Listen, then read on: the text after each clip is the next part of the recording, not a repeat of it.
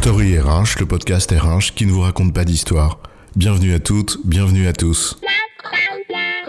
History is made of stories. Dans cet épisode, on sort un instant de notre réunion pour préparer les prochaines réunions, ou plutôt chercher à les optimiser. La réunionite, c'est un sacré fléau qui sclérose de nombreuses entreprises, privées comme publiques.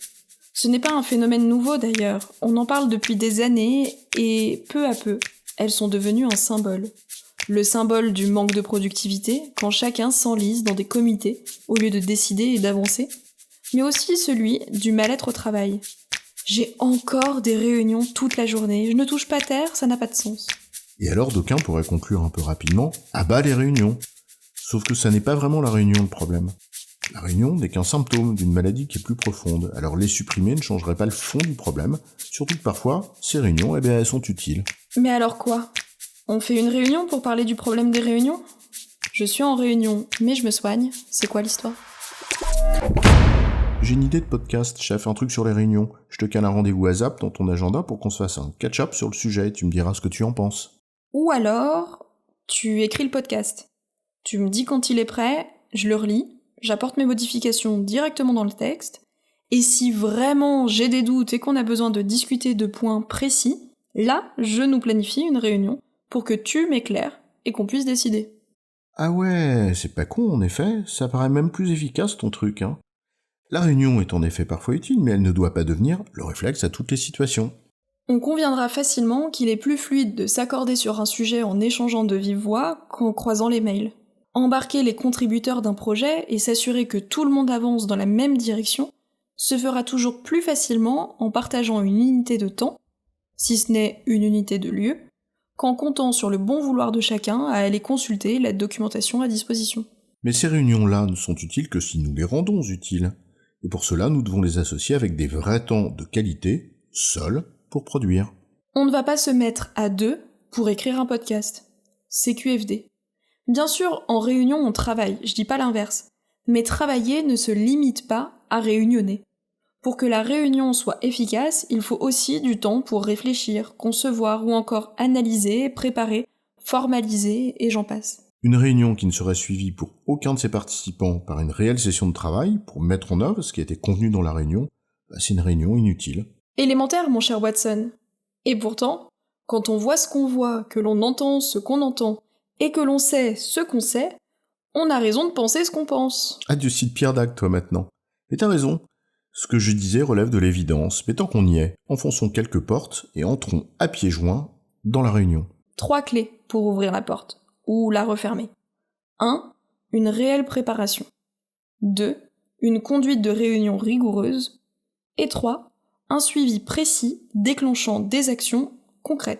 En d'autres termes, un avant, un pendant et un après. Et on vous avait prévenu des évidences évidentes. Ok, mais si c'est si évident, mets sur pause à chaque point que l'on va énoncer et demande-toi pour les 3 dernières réunions auxquelles tu as participé si cette évidence évidente avait été mise en place. Allez, j'adore les défis, c'est parti. Premier point, un ordre du jour. De quoi va-t-on parler ? C'est facile, c'est dans le titre. Non, le titre n'est pas suffisant. Souvent, il se limite au thème de la réunion. Là, on a besoin de savoir chaque point qui va être abordé et ce qu'on attend sur ce point. Informer ? Décider ? Arbitrer ? Aligner ? Recevoir des commentaires ? En fait, c'est pas tout à fait la même chose. En faisant ça, on va peut-être aussi se rendre compte que certains points peuvent être traités par mail, que d'autres n'ont tout simplement pas lieu d'être, ou que d'autres, encore, nécessitent d'y consacrer 1 heure entière. On va donc en déduire le temps de réunion vraiment nécessaire. Et aussi, les participants. Qui doit participer et qu'est-ce qu'ils doivent préparer en amont ? Alors, peut-être que moi, j'organise cette réunion et je sais pas exactement qui doit être présent parce que je ne connais pas bien l'équipe que je sollicite pour cette fameuse réunion. J'ai besoin de l'avis d'un expert du service RH, par exemple, mais qui, chez eux, je sais pas. T'invites le DRH, le chef, c'est réglé. Ouais, très bien. Je lui dis exactement ce qui est attendu. Et alors, le chef peut décider si il ou elle vient, si il ou elle délègue à quelqu'un de son service, selon le sujet abordé, mais aussi selon la nature de la décision à prendre. Et si tu peux envoyer les docs en amont, par exemple le support de présentation, c'est mieux. Comme ça, chacun le parcourt en amont et arrive préparé. Oui, et si on impose cela à celui qui organise la réunion, alors ça suppose que toi, en tant que participant, tu t'imposes aussi la même rigueur. J'avais un chef un jour qui refusait systématiquement les réunions pour lesquelles il n'y avait pas d'ordre du jour, une semaine à l'avance, et pour lesquelles le support de présentation n'avait pas été envoyé 48 heures à l'avance. Ça faisait crier pas mal de gens dans le service. Mais quand tu étais en réunion avec lui, non seulement il avait lu le support, mais il avait aussi cherché les meilleurs moyens de te répondre. La réunion devenait un véritable échange pour trouver les meilleures solutions. Une belle preuve de productivité. Ok, on a compris, il était top, ce chef, lui. Bon, passons à la suite. La conduite de réunion. Oui, une conduite de réunion respectueuse, à la fois des sujets inscrits à l'ordre du jour, mais aussi des temps qui y sont associés. Bim, encore une évidence. Mais à voir comment il est facile de dériver, de se laisser emporter par le flot des conversations sans voir l'heure tourner. Back on track, May. Revenons au sujet. Tu proposes quoi ? Je propose de faire exactement ce que tu viens de faire. Qu'une personne se dévoue pour faire revenir les moutons à la bergerie. Alors oui, on passe parfois pour le chieur de service, qui dit « Il nous reste 2 minutes sur ce sujet, alors qu'est-ce qu'on décide ? Qui fait quoi ?» Oui, mais il vaut peut-être mieux passer pour un chieur que de perdre son temps, alors passons à la suite, le dernier point de notre ordre du jour, l'après-réunion. Tu vas me maudire, hein, mais après la réunion, on envoie un compte-rendu. Ah oui, super, on fait une réunion pour éviter les mails et l'écrit, et toi tu veux que tout ce qui est dit en réunion soit répertorié ? Non, Patrick, pas tout ce qui est dit, mais les décisions importantes et les actions qui en découlent. Ainsi, ceux qui n'étaient pas là peuvent rattraper le train en route, et surtout, on garde une trace. Ce qui évite à la prochaine réunion de revenir sur des éléments qu'on avait déjà abordés.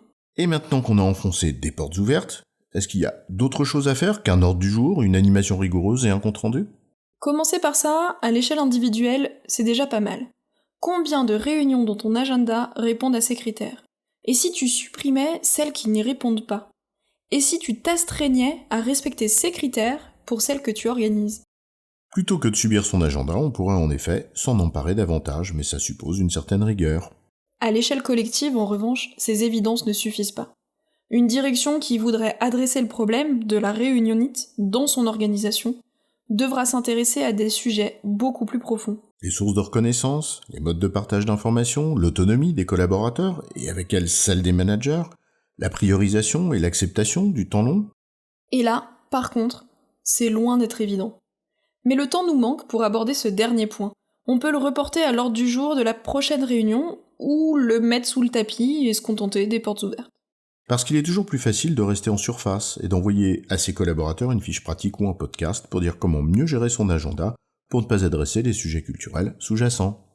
En résumé, toute réunion n'est pas inutile. Mais pour qu'une réunion soit réellement utile, certaines évidences sont à rappeler. 1. Une réelle préparation.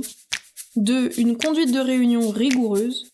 Et 3. Un suivi précis déclenchant des actions concrètes.